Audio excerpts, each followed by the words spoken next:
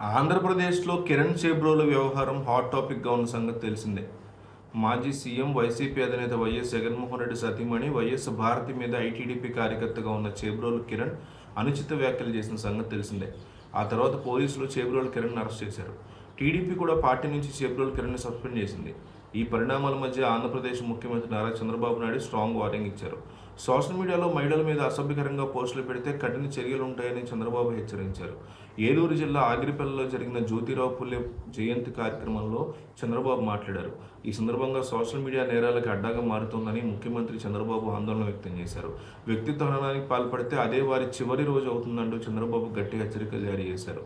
మహిళలను గౌరవంగా చూడాలని, వీలైతే మంచి విషయాలు నేర్పించాలని సూచించారు. వైఎస్ భారతి మీద చేబ్రోలు కిరణ్ అనుచిత వ్యాఖ్యల నేపథ్యంలో చంద్రబాబు చేసినటువంటి వ్యాఖ్యలు వైరల్గా మారాయి. మరోవైపు జ్యోతిరావు పులే అందరికీ ఆదర్శమని చంద్రబాబు అన్నారు. సమానత్వం, మానవతా విలువలు ఆయన సొంతమని కొనియాడారు. అలాగే వెనకబడిన వర్గాలు తెలుగుదేశం పార్టీ వెన్నెముకగా అభివర్ణించిన చంద్రబాబు జిల్లాల వారీగా బీసీల అభివృద్ధి కృషి చేస్తామని హామీ ఇచ్చారు. ప్రధాని నరేంద్ర మోడీ, పవన్ కళ్యాణ్తో కలిసి అభివృద్ధి మీద దృష్టి పెట్టామని తెలిపారు. ఏలూరు జిల్లా ఆగిరిపల్లిలో 206 కుటుంబాలు పేదరికంలో ఉన్నాయని చంద్రబాబు ఆగిరిపల్లిలో ఇల్లు లేని వారికి ఇల్లు కట్టించే బాధ్యతను జిల్లా కలెక్టర్ తీసుకోవాలని ఆదేశించారు. విద్యుత్తు, మరుగుదొడ్లు, మంచినీరు వంటి అన్ని రకాల సౌకర్యాలు కల్పించాలని సూచించారు. అంతకుముందు ఆగిరిపల్లి మండలం వడ్లమాలలో చంద్రబాబు పర్యటించారు. కుల వృత్తులు చేసుకునే వారికి ఇళ్లకు వెళ్లారు. వారి సమస్యలు అడిగి తెలుసుకున్నారు. బీసీ వర్గానికి చెందినటువంటి నక్కబోయిన కోటయ్య ఇంటికి వెళ్లిన సీఎం చంద్రబాబు కోటయ్య యొక్క పశువుల పాకను పరిశీలించారు. గేదెల పంపకం ద్వారా వచ్చే ఆదాయం గురించి అడిగి క్లియర్ కట్గా ప్రతిదీ ఆయన తెలుసుకున్నారు. కుల వృత్తులు చేసుకునే వారి ఇళ్లను చంద్రబాబు పరిశీలించారు. బీసీ వర్గానికి చెందినటువంటి నక్కబోయిన కోటయ్య ఇంటికి వెళ్ళిన సీఎం కోటయ్య పశువుల పాకను పరిశీలించారు. గేదెల పంపకం ద్వారా వచ్చే ఆదాయాన్ని అడిగి తెలుసుకున్నారు. త్వరలో బీసీ సంరక్షణ చట్టం తీసుకొస్తామని హామీ ఇచ్చారు.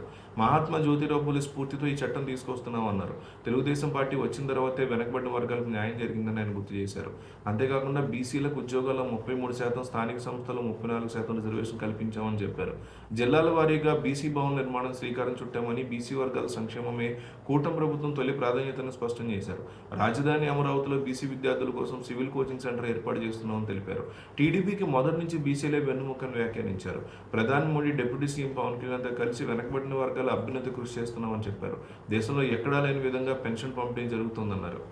అలాగే ఐటీడీపీ కార్యకర్తల గురించి ఆయన తీవ్రస్థాయిలో మండిపడ్డారు. తప్పులు చేసిన వారి పట్ల చండశాసనుడిగా ఉంటానని తేల్చి చెప్పారు. సోషల్ మీడియా నేరస్తుల అడ్డాగా మారిపోయిన పరిస్థితి వచ్చిందని ముఖ్యమంత్రి వ్యాఖ్యానించారు. మహిళల్ని గౌరవప్రదంగా బతికినవ్వాలని, చేతనైతే విలువలు నేర్పించాలని అన్నారు. వైఎస్ భారతి మీద చేసినటువంటి వ్యాఖ్యల విషయంలో, చంద్రబాబు చేసినటువంటి వ్యాఖ్యలు, అతను చేసినటువంటి అరెస్టు విషయంలో ఈయన స్పందించినటువంటి తీరుకి వైఎస్ భారతి కూడా చంద్రబాబు పట్ల కృతజ్ఞతలు తెలియజేస్తున్నారని మనకి విశ్వసనీయ సమాచారం వస్తుంది.